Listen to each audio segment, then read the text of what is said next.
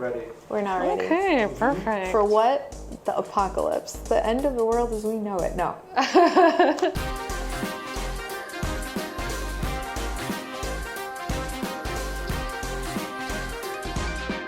Hi, and welcome to the Beauty Ritual Podcast. I am your host, Eva.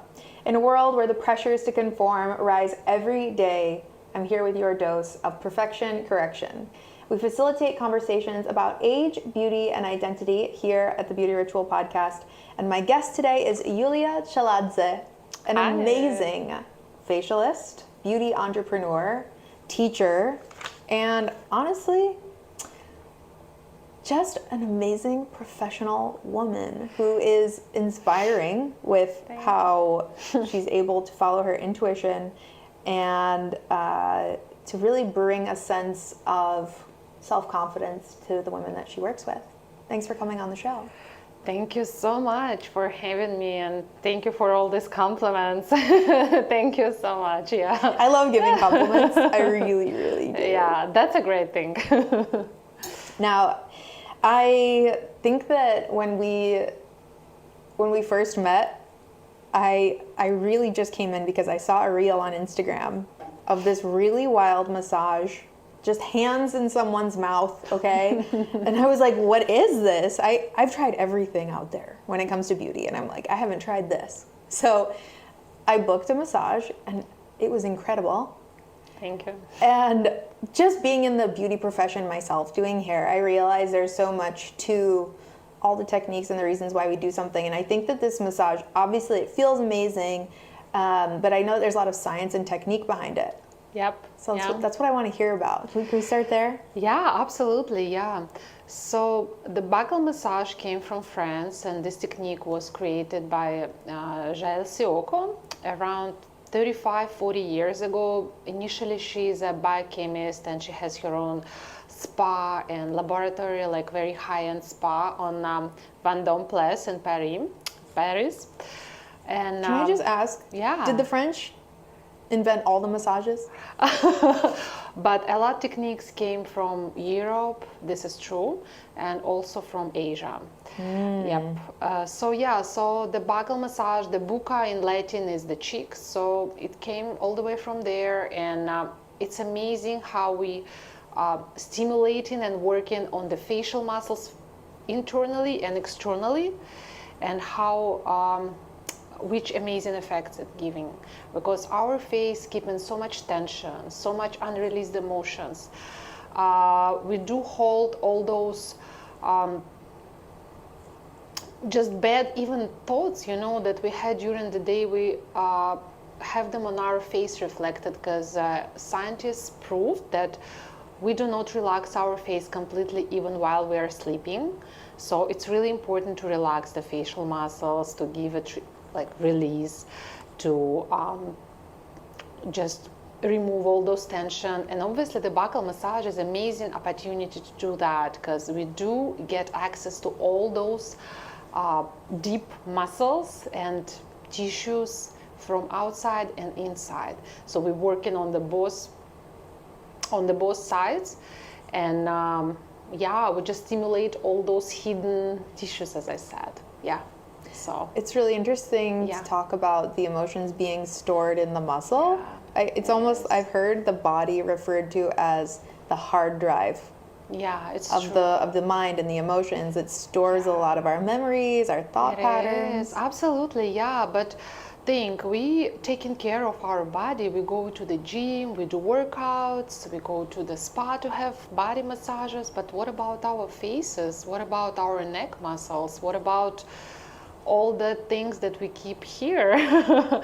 So people rarely think about facial tissues and facial muscles. So that's why facial massages are so important, and the buccal massage is an amazing thing, especially for the people who struggling with TMJ, with tension in the jaw, like nasolabial folds, jowls, because we can work on all those parts externally and internally, and just remove all those tension away. Now before I get into the B word, botox, because I'm going to bring that into the conversation. Absolutely. I want to know a little bit about why you got into aesthetics and why it seems that your main focus is massage techniques, because I think when people go into aesthetics and they want to work with the skin, they can pick so many varieties of work. They can work on, some people really specialize in peels or microneedling or just designing skincare for people at home.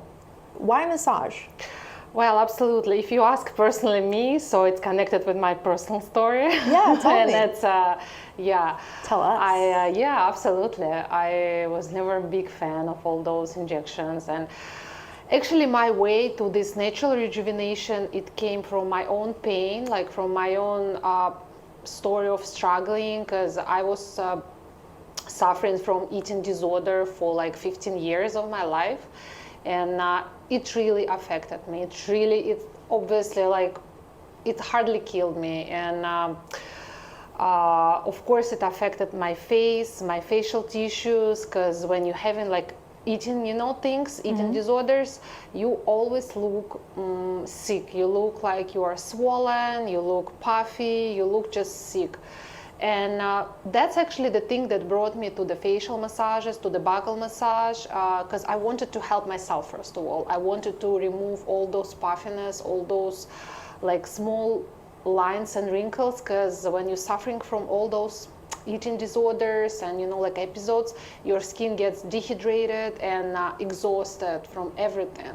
Wow. It gets puffy, it gets swollen, it gets like red, I didn't know irritated. that. Yeah, it was really a way. I would say when I came to the aesthetics, it like obviously my own pain brought me there, and I've learned it about offered healing, obviously. Yeah, it is. Yeah, it took me like maybe 5 years to heal, and obviously I'm in remission for many years right now. But when I started to learn the face yoga, it starts like from the face yoga, facial exercises, and then it came to buccal massage, like a self buccal massage. I'm talking about that. And I realized it's really helping me, just to keep my face like less puffy, less irritated, less swollen, it just helped me a lot. And then I learned taping as well and many other things, and I was like, okay, I'm helping myself, maybe I can just help people. Of course, if you have all those conditions, like what can injections do? Injections can do nothing, it's like injections gonna even make it worse if you experience like puffiness, swollenness, if you have bags under the eyes all the time, Really? like, yeah, of course, yeah. So that's how it brought me to this natural facial and skin rejuvenation. And getting back to the injections, I'm 39 and I never had any injection on my face, no fillers, no botox. I'm honestly planning to not do that for more. Your skin does look amazing. Thank you so much. I do facials on myself all the time, so that helps things. That helps things look amazing. Yeah, I'm crazy about exfoliation, and I think exfoliation is number 2 for the glowing skin. But it needs to be rightly chosen, the right exfoliation. So my question is about facial massage considered an alternative to Botox. Yeah, it is. Yeah, of course, it doesn't as much strong as Botox, but it actually has like almost same. So it acts in a kind of same way. So if Botox paralyzing our facial muscles, the facial massage, we do relax our facial muscles. We remove those spasms and blockages and adhesions from the facial tissues. And we also create the facial memory, the muscle memory. In comparison with the Botox just paralyzing facial muscles. And, right, which can diminish the strength, basically. So you're in a way probably the closest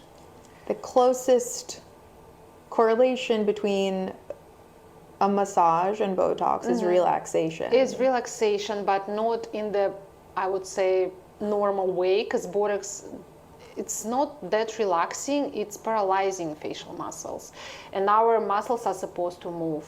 They're like our body muscles, they're supposed to move, they're not supposed to be paralyzed, right? And interesting thing about Botox, why people get hooked, like why people get get used to that so like easily, so I quickly. can say that I think a few things. I think number one, it's instant gratification. Yeah. Number two, I think that if it's done properly, you can get this glow that people kind of mistake as a skincare benefit. I don't think it is, but Yeah. if it's done too much, it looks waxy. Yeah, so well, in terms of the skincare overall, you know, like how skin looks, Botox is not going to change the quality of the skin, right? Because No. it's just paralyzing the facial muscles. It's a huge misconception Yeah. that people think that it Yeah. improves the quality of the Yeah, skin. it's not. Yes. So what it's doing, it is paralyzing facial muscles, and we're thinking, okay, just gonna relax my facial muscles. I'm not gonna move this muscle or that muscle. Okay, but our brain is still sending those signals to move these muscles, you know. So the signal doesn't disappear anywhere, right? So it stays in our body, and the signal going all the way along the anatomical trains, the muscle train that everybody has. We have like up to 7 anatomical trains in our body. So it goes all the way like that, right? So if, for example, we have Botox in our forehead, and it's and the brain still sending the signal like move this muscle, you know, like raise your eyebrows, and we cannot. So obviously because it's paralyzed with the Botox, so the signal should still go somewhere, right? It's not going to disappear. It's No. not going to disappear, so it goes all the way according to anatomical muscle like that, which is going all the way like that, like this, and it stops somewhere behind. It could go all the way like to our toes, or it could stop on our occipital bone over here, right? So half of the people who are abusing Botox, they're experiencing headaches, right, like migraines. So this is the side effect. This is the first thing. The second thing, What do you think abusing Botox is versus like doing simply it, using it? using it too much. If you do like Botox, if you do injections like once a year, I would say once and a half year, that's okay. But there are a lot of people who do it every 2 months, every 3 months, and they just cannot live without that. You No, know, they love it. It's really, But really scary. Some of them, I think, have also developed partial resistance. It is, yeah. This is also true. Do you know there's a vaccine for Botox for people who work in the lab with really large amounts because they can kill you? They should. They do. They get Yeah. vaccinated. They could never get Botox in the face. Muscle will never restore completely after even one injection of Botox. This is the proven science. The muscle completely never restore if you do even one injection of Botox. This is the fact. Another thing, it's important thing that we all need to keep in mind, that we think, okay, we're going to paralyze this muscle, but we do not think again that obviously the work that our brain, as I said, it's still sending those signals to our facial muscles, right, and to move, you know, like fascia, because our body is a very complex structure. It's not just like, you know, Yes, it muscle. It's everything is connected. You know, like we have fascia, we have muscles, we have ligaments, we have like tons of things, right? So when we do that, when we do Botox, we paralyze one facial muscles, but the neighbor muscles still working. You know, so they take those load, they take those work on them. What we see as a result? We see like even more wrinkles in few months, even more. Like we see even more saggy skin, we see even more wrinkles, but on other sides. Like you paralyze this muscle, okay, it wasn't working, right? It was paralyzed with the Botox, but other muscles been working twice more because this muscle been paralyzed. You understand what I'm talking about? Sure. Yeah. When Botox stops working, when it's obviously like wears out, what we get at the end of the day? We get even more wrinkles, but on other sides, like here or there, you know, like people who do a lot of Botox around there are like in the eye area, right? Like in a crossfit. Mostly they're gonna have these bunny wrinkles, you know, like that, because those muscles are working, you know, like they're taking, playing its role in facial movements, in like squinting, and when we do that, and these muscles are paralyzed, we get new wrinkles, but in other places. And what is at the end of the day? we'll go to the doctor and or like register nurse, and we're saying, okay, can we do Botox here and this and this and this and this? And What this is like what is vicious- the lesson here? Yeah, the lesson here is that every action has a reaction. It is. Now, I think that obviously there are people who do it at like the appropriate temperature, let's say, because there's beautiful work out there. But I also think that there are many people that it doesn't work with. The flip side of what's valuable in the aesthetic market is also something called M-Face, which stimulates the muscles with magnetic energy. There's a company, BTL, that has M-Sculpt for the abs and the buttocks, but they also created this machine that they put pads on the face and they work the muscles. Have you seen that machine? I did, yeah, but you know, like, to me personally, we don't need to stimulate our facial muscles because they are contracting too much, especially like people who has very active facial expressions. We do need to stimulate, because obviously there are some muscles which are hypertoned, you know, like we're not gonna jump into anatomy right now too deep. Yeah, but definitely there are a few muscles which are hypertoned, but most of the facial muscles, they're in a constant stress, they are in a constant hypertension, and we do need to relax them. So facial muscles are different from the body muscles, right? We don't want to, like, you know, do exercises like we don't want to create like what is this, the frontalis or something? Yeah, like six packs like on our masseters, you know, because they're already stressed, you know. We don't want to create them even bigger, you know, because when muscle don't talk to the guys out there trying to like chew their way into a jawline. They'll be please sign me up, get me a six-pack right here. Because when the muscle is like, you know, when it's worked out, it gets bigger. So it might just bring the bigger appearance to the face. We don't want to do that, you know. So I would say with all that machines, you need to be really careful. You need to know on which area you want to work. And have an amazing provider.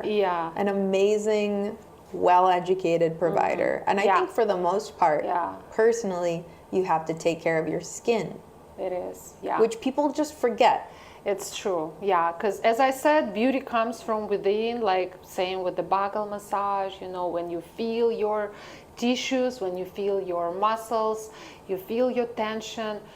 Starting from that, you start to feel yourself even more. Like this is like acquaintance with you.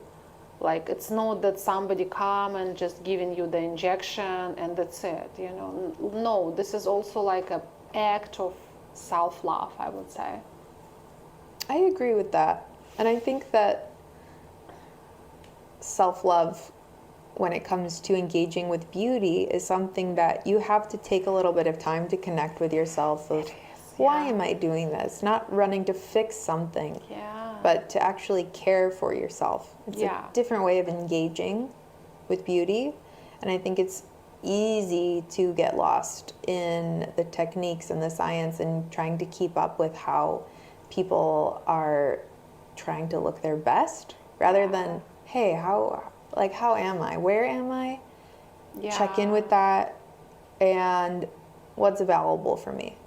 Because honestly, when you think about skincare, you're actually caring for the health of the largest organ of your body. It's true. You're using vitamin C, you're using sunscreen. That's like basics. Everyone needs to know that that's important so that you don't get skin cancer, so that you age well, so that your skin stays healthy as you get older. That's absolutely true. And honestly, our skin is like, it has really fantastic properties. It can heal itself, and me was a witness of how like skin been like really burned or scratched or just damaged, and I saw those magic, how skin healed itself, and like I saw really like bad damaged skin after like few good amount of care, it really healed itself. It looks like it's magic, you know, but I was a witness, and I think it's really fantastic what our body can do, how it can heal itself, how it can rejuvenate itself. We just need to remember about it. So I want to ask about facial taping, because I've never done it. I've never seen it in LA. I've never even heard about it. Absolutely, well, I learned taping when it was like 2016, 2017, so few good years ago. And honestly, it's been How long has it been around? well, the taping was created actually here in the United States. Really? It was created by American doctor with the Japanese roots. And he actually taping came from kinesiotherapy. So kinesiotherapy is a medical field that helps it heals, it helps to recover after the injuries, after like a sports, Like a sports injury. Yeah, when sports you see injuries. the athletes with the tape on their back or on their leg. Yeah. So that's all about like keep muscles in place, like relax them. And so so he created this type of thing many years ago. I would say like 1980, 1970. I don't quite remember. And but it started to be using on the face like I would say last maybe 10 years. It got like really popular at probably. And it's simply like for 7. aesthetic. It's not to heal an injury. It's to aesthetically change your face. Yeah. So some people saying if you're gonna have a look at TikTok, you're gonna see lots of like. So if you were looking bloggers. at me, what would you tape? How would you tape this face? Well, I would tape probably your smile lines, definitely, because you have such a cute smile. Yeah, the smile line. And So right here, like the nasolabial? Yeah, the nasolabial, yeah. And maybe like a little bit of the forehead, a little bit. So, yeah. you know, that's interesting. Is it something that removes lines or is it something it's that... not. No. What does it... Yeah, what's the property here? So the thing is, as I said, like if you're gonna have a look at TikTok or like to watch all those famous bloggers, you might see that they're gonna say, oh, it's gonna completely reshape your face, it's gonna like I've change never your even seen it appearance. on TikTok. No, of course, yeah, this is not true. This is completely not true. So tapes, what can they do? They're just really great to, first of all, keep your muscles in place, right? And to relax your muscles. Again, everything is about relaxation and releasing the tension.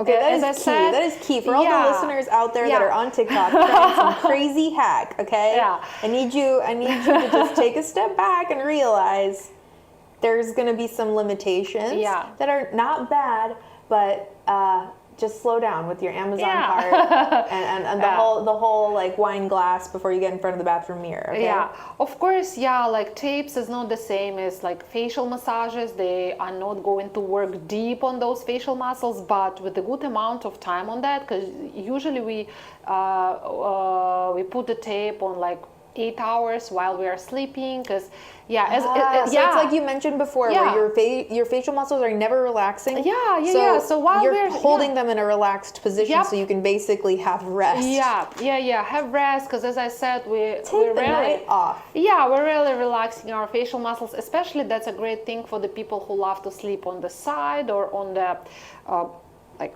stomach. I know some people, and that's the worst thing you can do for your face. Yeah, I do it all the time. On the stomach, you sleep on the stomach. I love it. I love to sleep on my side. Yeah, well, I know it's really hard. I can't break the habit. I know. Yeah, it's really hard. Am I supposed to lay like a zombie, like a vampire? Like Dracula? That's a good thing, but but that's the best thing what you can do for your face. Yeah, unfortunately. Really? Unfortunately for me, what am I supposed to do? Like put my head in like a vice or something? Just try, just like little by little. I know it's difficult, but me myself, I'm trying to break this habit myself, and I just start. I start from 1 hour, 2 hours, and then I know I'm gonna move to the side, but. At least if you could do that for 1-2 hours while you're in the bed, it's really good for the facial muscles. Oh my God, you guys. Yeah. Just add it to my list of things I need to do. Learn to sleep on my back. Yeah, well, I bet the beauty list is like getting bigger and bigger. Truly. I'm ready to take it on. What can I say? Yeah, so getting back to the tapes, another thing, you need to really know how to do that in a proper way, because it's certain anchors on how you need to like stick them to the face. If you don't do that right, if you don't do that in a proper way, it's really easy to injure your skin. It's really easy to get like even burns when you remove the tape. I'm sure tape is no joke. It's not a joke, especially on the skin of your face. It's so sensitive. Yeah. And I heard like many stories about like rash or like allergic reactions after the taping. And me personally, I stopped doing that. I used to know lots of techniques for the neck. It's amazing thing, like when you do all these long stripes on the face, but I don't do it right now because I don't have much time, honestly. And I think Is it very time consuming? It is, yeah, because you need to, first of all, you need to cut this tape. You don't put a tape like it's you got it like from Amazon, right? You need to for the so there are few applications, not few, like plenty of applications for You're the gonna neck, show me. I'll be the, coming in for this appointment. yeah, it's like next week. Yeah, it's like it's plenty of application. And first of all, you need to cut, like in the right thing, right? Like you need to cut for certain areas of the face. Like you need to do either like a round, either like long stripes, either the short stripes. I'm fascinated by this because I'm imagining how this would like go. A manual work. I would go to you. I would go to you. You would tape me, and then I would go home. Well, is that how it works? Yeah, we can. And then how long would I wear the tapes? No more than 8 hours. No more than 8 hours. Yeah, no more than 8 hours. So what kind of benefit do you get after 8 hours? Relaxed face, less facial wrinkles, because mostly it works with the facial wrinkles. But how often would you need to do this for it to make any sense? I would say it's not recommended to do every night, of course, like every other night, or probably like 2-3 times a week. Why? Why? Because it's not good just to do it every night, because your facial muscles also needs to move, as I said. It's not like we cannot just paralyze them every night. And again, it might cause the allergies, like the irritation after the tape. And it's just not good to do that every night. Do people actually do this religiously? I don't think so, honestly. I don't think so.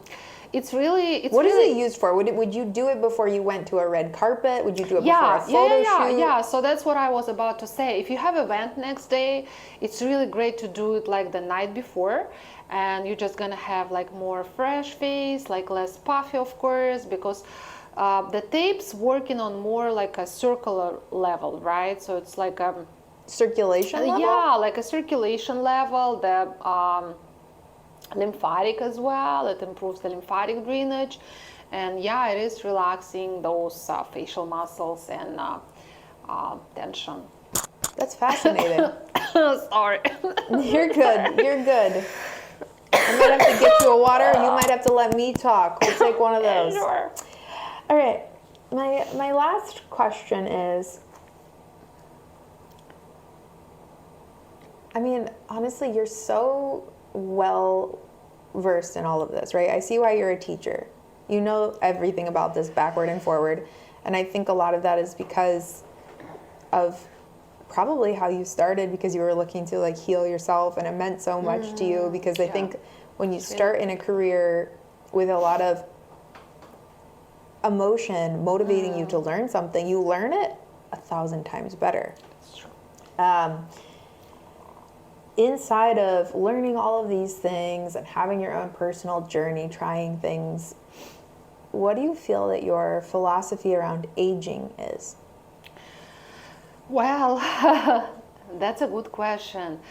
Obviously, we start aging after we get born, right? Like after we've been born, so the aging process started right there. So obviously, like we're aging all our life, and unfortunately this process is unstoppable, right? But I would say... Well, you can stop, you can die. Well, positive. Are you going to edit that out, Nick? Nick is the sound guy, for all you listeners out there who are wondering who Nick is. Yeah, so what I'm thinking, honestly, you can work, all you need is the conscious approach. You need your hands, you need right amount of time and desire to age gracefully.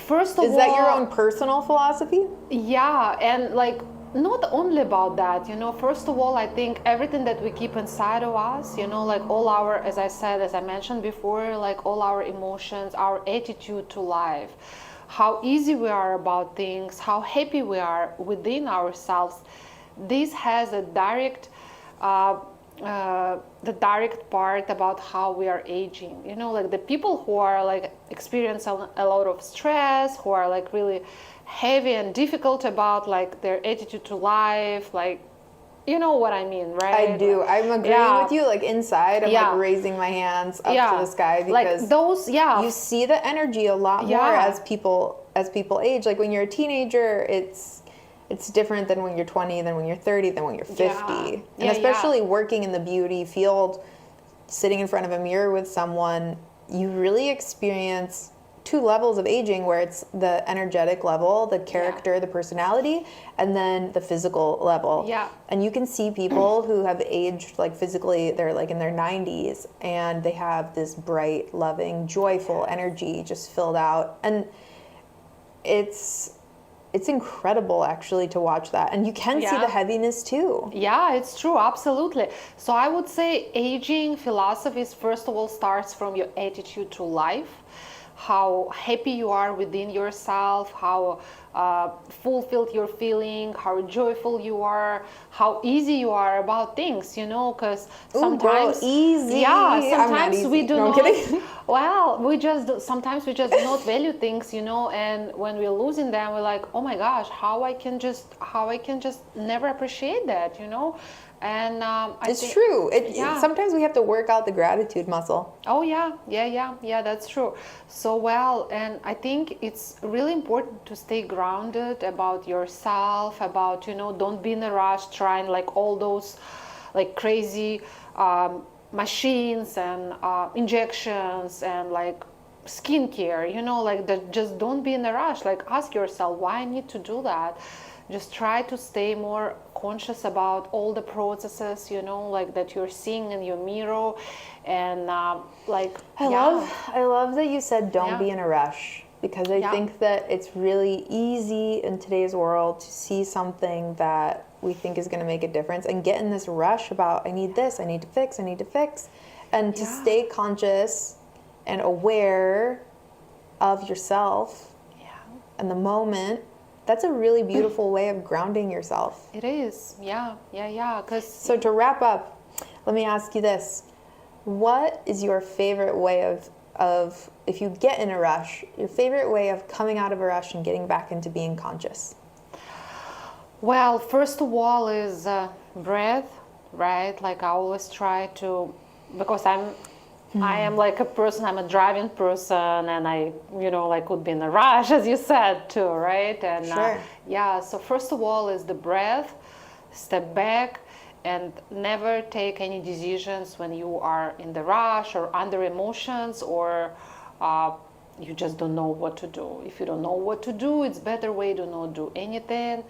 Relax yourself, maybe have a warm bath, like have a good music, like nice dinner with yourself, of course. Take yourself on a date. Yeah, Oh my yeah. God, that is the best advice. Yeah, That is the yeah. best advice. Just step back, from everything. Don't act in a rush. Breath, sleep on that, like 'cause sometimes we want to do something and the next day we regret, like, oh my gosh, why did I get this expensive cream? I even don't need that. Like I have tons of creams in my bathroom, so always try to calm down before you try to do something, especially regarding your face or skin, like something that you want to do.